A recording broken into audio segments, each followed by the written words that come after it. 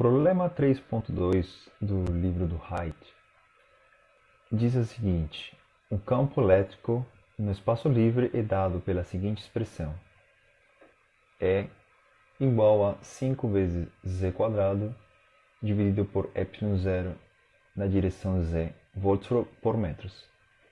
Determine a carga total contida no interior de um cubo centrado na origem e com lado de 4 metros, no qual todos os lados são paralelos aos eixos coordenados, entre parênteses, e, em consequência, onde cada lado intercepta um eixo em mais menos 2. Como vocês veem no meu gráfico, o cubo está representado aqui, ele está central na origem conforme diz o problema. Bom, vamos primeiro interpretar o que ele diz com respeito ao campo elétrico que existe nesse espaço. Então, esse campo elétrico ele é uma função de z e orientado em z também. Nós poderemos enxergar talvez melhor isso através deste gráfico aqui em 3D, em que eu estou plotando a função do campo elétrico. Então vocês podem perceber que realmente é um campo que depende da variável z, conforme ele muda.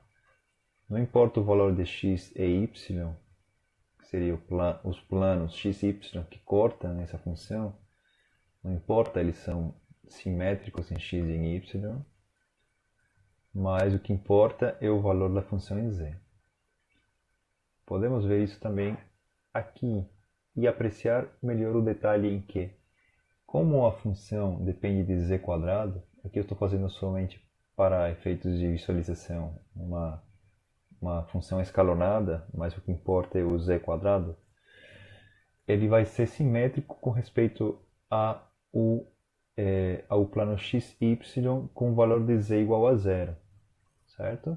Então, em z igual a zero, o campo é zero, já que eu tenho zero ao quadrado.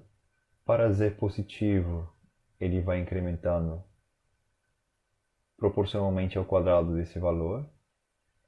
Então, por exemplo, quando z é igual a 15, eu estou vendo um vetor muito maior do que quando o z é um valor mais próximo, por exemplo, de 5.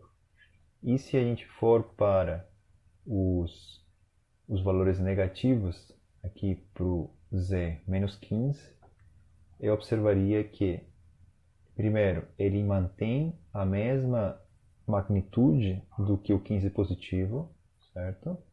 E, além disso, ele também mantém a mesma direção, ou seja, por causa que eu tenho a expressão z ao quadrado, eu tenho unicamente vetores de campo elétrico apontando para cima.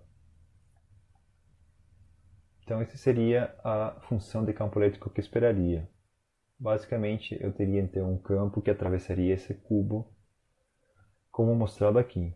E esse campo, então, ele teria uma única componente na direção z, e ele também dependeria de z, uma função de z.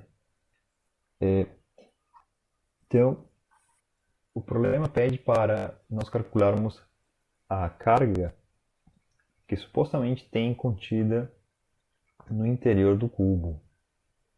Então, quando nós estamos perante um problema deste tipo, devemos nos lembrar da nossa lei de Gauss. O que a lei de Gauss diz é que existe uma relação entre o fluxo do campo elétrico, definido por essa integral fechada de fluxo de campo E através de uma superfície S fechada, e esse fluxo total de campo através da superfície fechada é igual à carga encerrada pela superfície dividido pelo ε0, permissividade do espaço livre. Esse daqui é a lei de Gauss, como a gente conhece.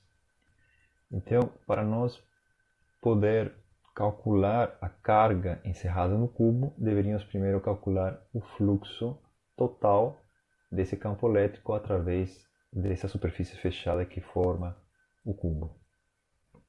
Vejam então que aqui eu estou fazendo uso da definição da própria lei de Gauss.